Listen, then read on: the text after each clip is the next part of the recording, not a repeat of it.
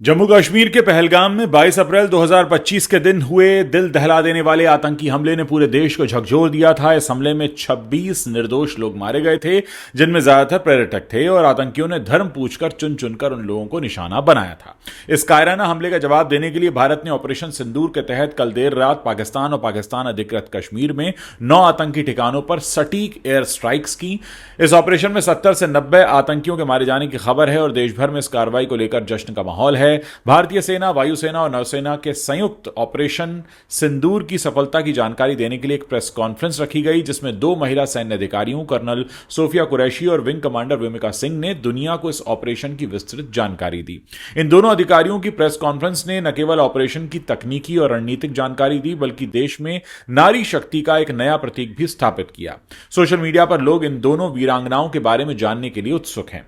तो आज के इस वीडियो में हम आपको बताएंगे कर्नल सोफिया कुरैशी और विंग कमांडर व्योमिका सिंह कौन है इस बारे में, जिन्होंने इस ऐतिहासिक ऑपरेशन की जिम्मेदारी संभाली और देश का सिर गर्व से ऊंचा कर दिया।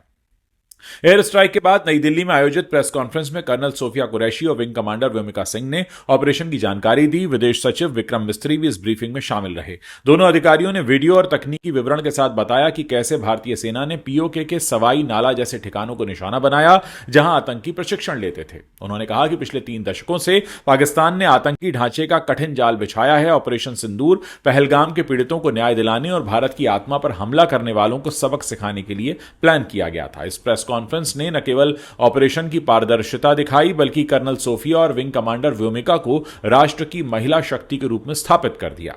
सोशल मीडिया पर लोग इन दोनों के साहस, आत्मविश्वास और देशभक्ति की तारीफ कर रहे हैं।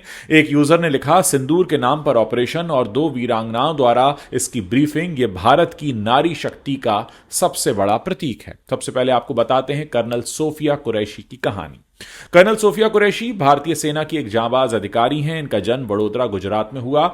इनके दादा भी सेना में थे और उनसे इंस्पायर होकर सोफिया ने 1999 में भारतीय सेना में नौकरी ली।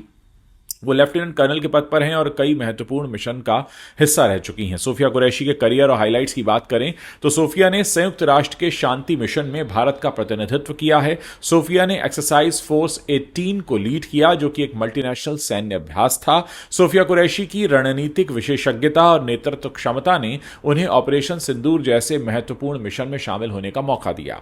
सोफिया कुरैशी आतंकवाद विरोधी अभियानों में एक्सपर्ट हैं और कई बार जोखिम भरे मिशनों का हिस्सा रही हैं। कर्नल सोफिया ने ऑपरेशन की योजना में महत्वपूर्ण भूमिका निभाई। उन्होंने खुफिया जानकारी के आधार पर आतंकी ठिकानों की पहचान और उनके खिलाफ सटीक कार्रवाई की रणनीति तैयार करने में योगदान दिया। प्रेस कॉन्फ्रेंस में उनकी स्पष्ट और आत्मविश्वास से भरे प्रेजेंटेशन ने देशवासियों का दिल जीत लिया। सोशल मीडिया पर एक यूजर ने लिखा, कर्नल सोफिया कुरैशी ने आतंकियों को करारा जवाब दिया और प्रेस कॉन्फ्रेंस में देश को गर्व महसूस कराया। वो हमारी सेना की शान है। वहीं विंग कमांडर व्योमिका सिंह की बात करें तो व्योमिका सिंह इंडियन एयरफोर्स में विंग कमांडर हैं। व्योमिका सिंह ने 6 स्टैंडर्ड में ही पायलट बनने का सपना देख लिया था। व्योमिका सिंह के करियर हाइलाइट्स की अगर बात करें तो व्योमिका ने कई सैन्य हेलीकॉप्टर्स को उड़ाने में महारत हासिल की है, जिनमें आपातकालीन और युद्धक मिशनों में इस्तेमाल होने वाले हेलीकॉप्टर शामिल हैं। व्योमिका भारतीय वायुसेना की उन चुनिंदा महिला पायलट्स में से एक हैं जिन्होंने उच्च जोखिम वाले मिशनों में हिस्सा लिया है। उनकी टेक्निकल नॉलेज और शांत स्वभाव ने उन्हें ऑपरेशन सिंदूर जैसे जटिल मिशन के लिए उपयुक्त बनाया। विंग कमांडर व्योमिका ने ऑपरेशन के दौरान हवाई हमलों की पूरी योजना बनाई। उन्होंने वायुसेना की सटीक हथियार प्रणालियों के उपयोग को सुनिश्चित किया, जिससे आतंकी ठिकानों को न्यूनतम कोलेट्रल डैमेज के साथ नष्ट किया गया। प्रेस कॉन्फ्रेंस में उन्होंने ऑपरेशन के तकनीकी पहलुओं को विस्तार से समझाया, जिससे उनकी विशेषज्ञता और आत्मविश्वास की झलक मिली। सोशल मीडिया पर एक पोस्ट में लिखा गया, विंग कमांडर व्योमिका सिंह ने न केवल आसमान में बल्कि प्रेस कॉन्फ्रेंस में भी अपनी काबिलियत दिखाई। वो हमारी वायुसेना की गौरव हैं। ऑपरेशन सिंदूर और इसकी प्रेस कॉन्फ्रेंस के बाद सोशल मीडिया पर हैशटैग ऑपरेशन सिंदूर, हैशटैग सोफिया कुरैशी और हैशटैग व्योमिका सिंह ट्रेंड कर रहे हैं। लोग कर्नल सोफिया और विंग कमांडर व्योमिका को नारी शक्ति का प्रतीक बता रहे हैं।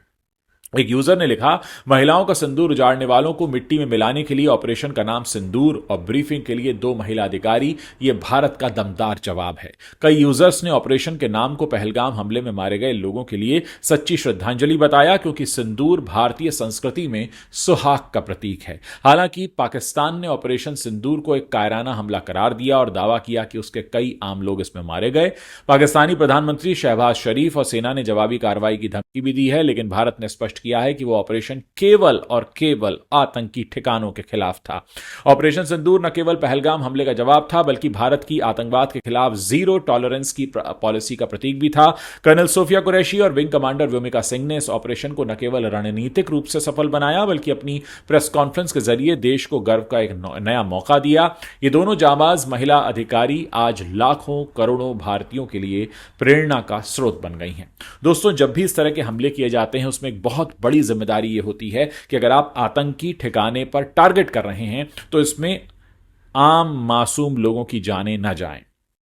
भारत का ये जो ऑपरेशन सिंदूर था, इसकी सबसे खास बात यह रही कि हमने सीधे तौर पर उन आतंकी ठिकानों को निशाना बनाया। ये जो हमला था वो पाकिस्तान की सेना के लिए नहीं था।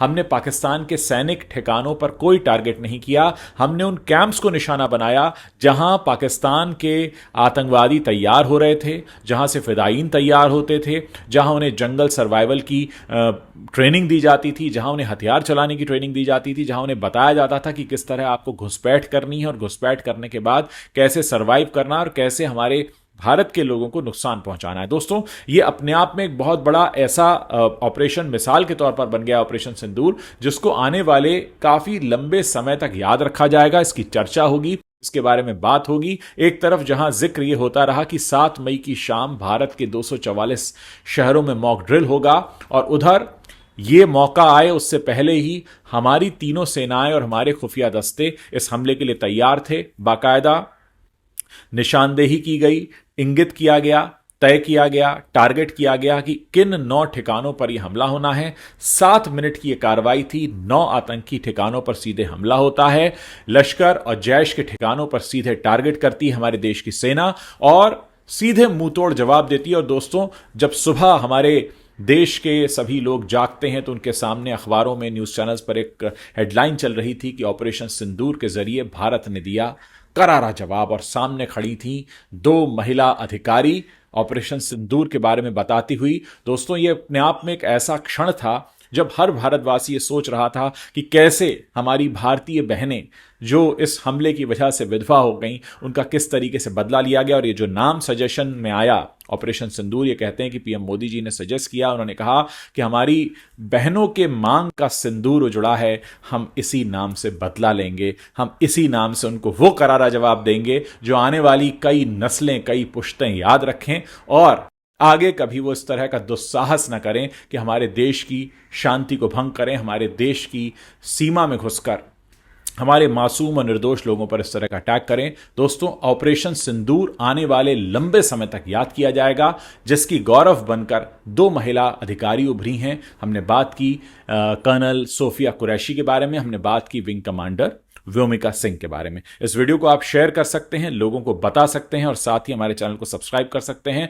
जब भी हम कोई नया वीडियो पोस्ट करेंगे तो उसकी सूचना आपको मिलती रहे। कई बार आप सब्सक्राइब नहीं करते हैं तो आपको पता ही नहीं चलता है कि कब वीडियो आया और कब चला गया। बहुत बहुत शुक्रिया। इतना ही कहना चाहूंगा दोस्तों कि इस मुश्किल घड़ी में पूरे देश को साथ रहने की जरूरत है।